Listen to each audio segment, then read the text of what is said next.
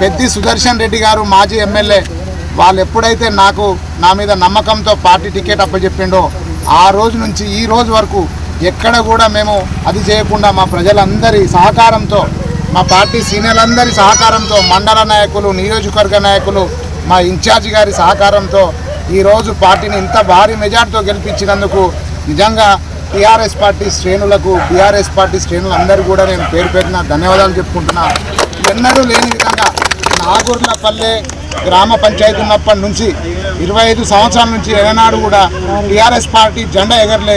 ఈరోజు ఇక్కడ మా కార్యకర్తలందరూ కూడా అంతే కసిగా పనిచేసి మరి టీఆర్ఎస్ పార్టీ జెండాను కైవసం చేసుకుందాం అని మొదటి నుంచి కంకణం పట్టుకొని కూడా జీవ మరణ సమస్యగా వాళ్ళందరూ పనిచేసి నన్ను గెలిపించుకున్నందుకు నిజంగా నేను వాళ్లకు ఏ జన్మలో చేసుకున్న పుణ్యమో తెలియదు. కానీ నా కోసం ఇంత శ్రమపడి 6 నిమిషాలు రాత్రి పగలనేది లేకుండా నాకు కష్టపడి పనిచేసిన మీ అందరికీ కూడా ధన్యవాదాలు చెప్పుకోవాలి.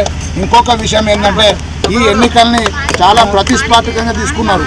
మార్పు కావాలి. ఇక్కడ కొంతమంది అభ్యర్థులు అంటే కొంతమంది వ్యక్తులు ఈ గ్రామాన్ని వాళ్ళ చేతిలో ఉంచుకొని పెత్తనం చెలాయిస్తున్నారు. ఆ పెత్తనాన్ని మారవాలని సిపిఎం పార్టీ మా ఇక్కడ ఈ గ్రామం సంబంధించిన నాయకుడు మండల నాయకుడు గుర్రి మన అన్న పెద్దలు గుర్రి ఆంజనేయులు గారు అలాగే మన నరసింహస్వామి అన్న గారు వారు పూర్తిగా మాకు మద్దతు ఇవ్వడం జరిగింది.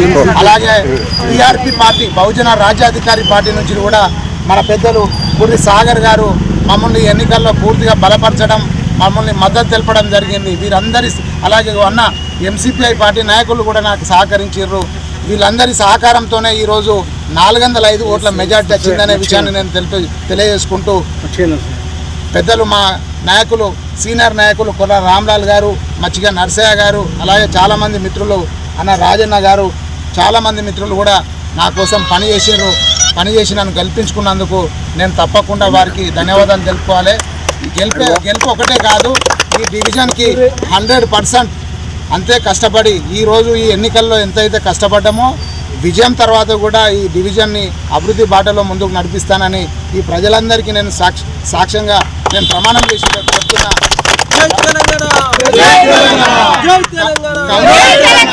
కౌన్సిల్లో 30 మంది అభ్యర్థులలో మరి బీఆర్ఎస్ పార్టీ గలం విప్పుతాం అధికార పార్టీని గట్టిగా నిలదీస్తాం.